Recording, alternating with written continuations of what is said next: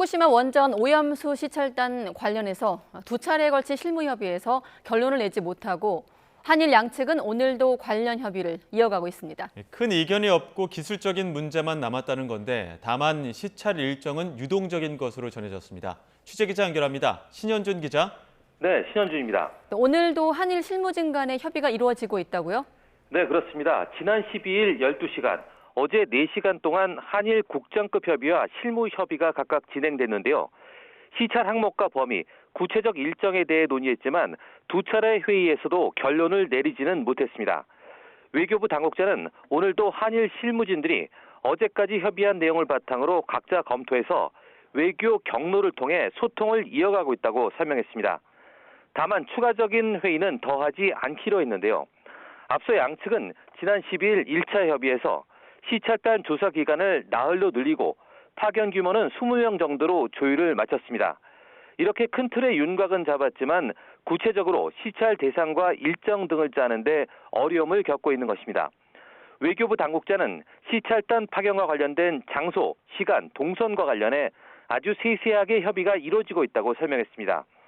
그러면서 어제 화상회의에서도 일본 측은 성실하고 협조적으로 답변했다고 분위기를 전했습니다. 특히 우리 측이 시찰 장소를 제시하면 일본 측은 체류 가능한 시간과 인원 등을 파악해 알려주고 이를 토대로 우리끼리 협의를 하는 과정이 이어지고 있어 활동 범위에 대한 이견이라기보다는 미세 조정이 필요한 상황인 것으로 전해졌습니다.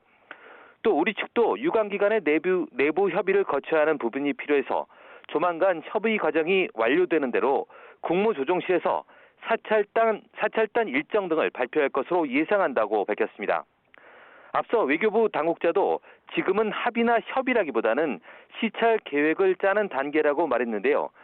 예를 들어서 원전을 시찰할 때 안전이 중요한데 방사선 시설에 들어갈 수 있는 인원과 시간에 제한이 있는 만큼 이런 점 등을 모두 고려해야 한다는 겁니다. 이 관계자는 시찰을 한 차례로 끝내야 하고 국민의 관심이 높은 만큼 최대한 꼼꼼하게 계획을 짜서 발표할 예정이라고 강조했습니다.